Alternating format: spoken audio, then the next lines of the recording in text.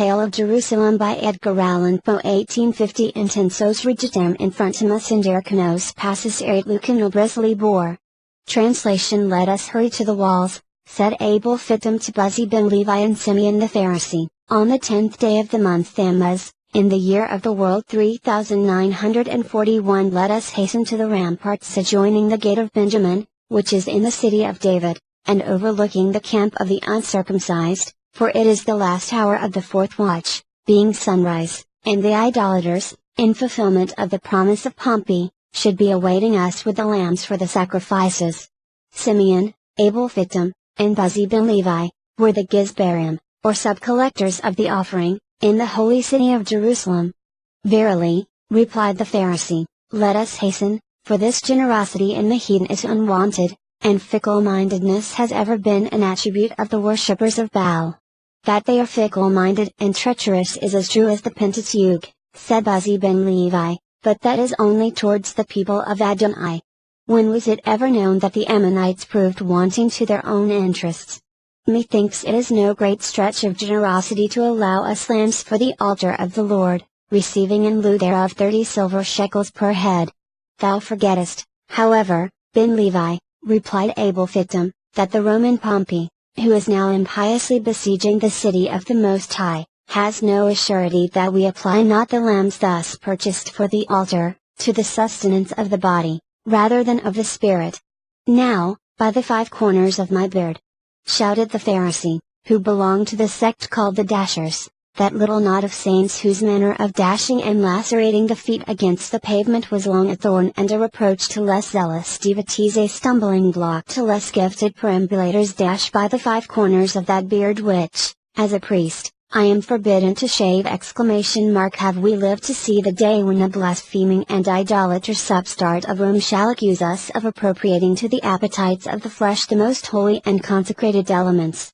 Have we lived to see the day when? Let us not question the motives of the Philistine, interrupted Abel Fittim, for today we profit for the first time by his avarice or by his generosity, but rather let us hurry to the ramparts, lest offerings should be wanting for that altar whose fire the rains of heaven cannot extinguish, and whose pillars of smoke no tempest can turn aside. That part of the city to which our worthy Gizbarim now hastened, and which bore the name of its architect, King David, was esteemed the most strongly fortified district of Jerusalem, being situated upon the steep and lofty hill of Zion. Here, a broad, deep, circumvallatory trench, hewn from the solid rock, was defended by a wall of great strength erected upon its inner edge.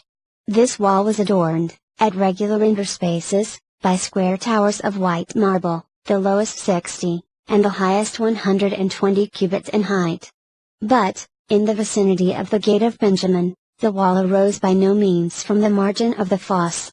On the contrary, between the level of the ditch and the basement of the rampart, sprang up a perpendicular cliff of 250 cubits, forming part of the precipitous Mount Moriah. So that when Simeon and his associates arrived on the summit of the tower called Adoni Bezek, the loftiest of all the turrets around about Jerusalem, and the usual place of conference with the besieging army, they looked down upon the camp of the enemy from an eminence excelling by many feet that of the pyramid of Cheops, and, by several, that of the temple of Belus. Verily, sighed the Pharisee, as he peered dizzily over the precipice, the uncircumcised are as the sands by the seashore, as the locusts in the wilderness. The valley of the king hath become the valley of Idumon. And yet, added ben Levi, thou canst not point me out a Philistine, no, not one from Aleph to Tau, from the wilderness to the battlements, who seemeth any bigger than the letter Jod. Lower away the basket with the shekels of silver.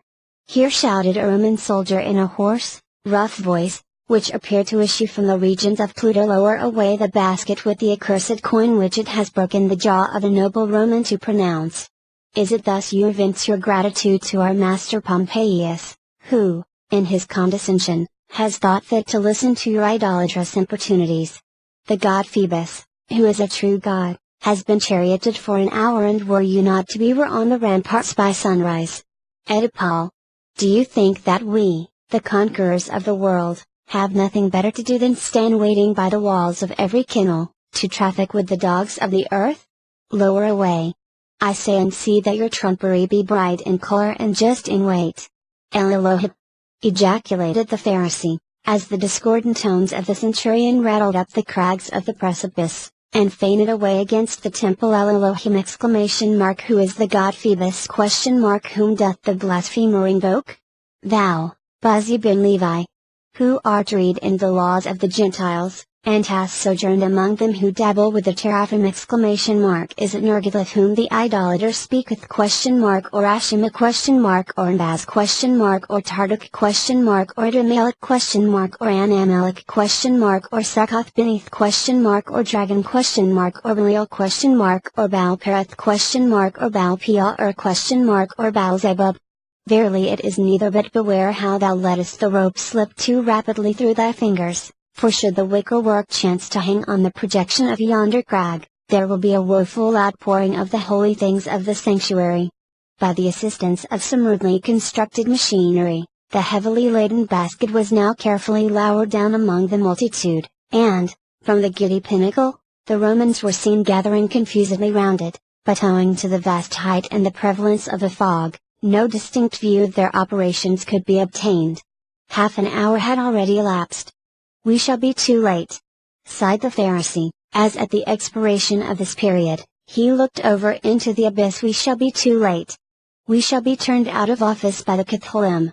No more, responded Abel Phittim, no more shall we feast upon the fat of the land, no longer shall our beards be odorous with frankincense, our loins girded up with fine linen from the temple. Raka! Swore Ben Levi, Raka! Do they mean to defraud us of the purchase money? Or, Holy Moses, are they weighing the shekels of the tabernacle? They have given the signal at last! Cried the Pharisee. They have given the signal at last! Pull away, Abel Phittim! And thou, Buzi bin Levi, pull away! For verily the Philistines have either still hold upon the basket, or the Lord hath softened their hearts to place therein a beast of good weight. And the Gizbarim pulled away, while their burthen swung heavily upwards through the still increasing mist. Bushahi! As, at the conclusion of an hour, some object at the extremity of the rope became indistinctly visible. Bushahi! Was the exclamation which burst from the lips of Ben Levi. Bushahi! For shame! It is a ram from the thickets of Engedi, and as rugged as the valley of Jehoshaphat. It is a firstling of the flock, said Abel Phittim. I know him by the bleating of his lips, and the innocent folding of his limbs. His eyes are more beautiful than the jewels of the pectoral, and his flesh is like the honey of Hebron. It is a fatted calf from the pastures of Bashan, said the Pharisee. The heathen have dealt wonderfully with us! Let us raise up our voices in a psalm! Let us give thanks on the shom and on the psaltery, on the harp and on the hagab, on the cithern and on the sack. But it was not until the basket had arrived within a few feet of the Gizbarim, that Elogrunt betrayed to their perception a hog of no common size. Now Elimanu! Slowly, and with upturned eyes ejaculated the trio, as, letting go their hold, the emancipated porker tumbled headlong among the Philistines. Elimanu! God be with us! It is the unutterable flesh. The end.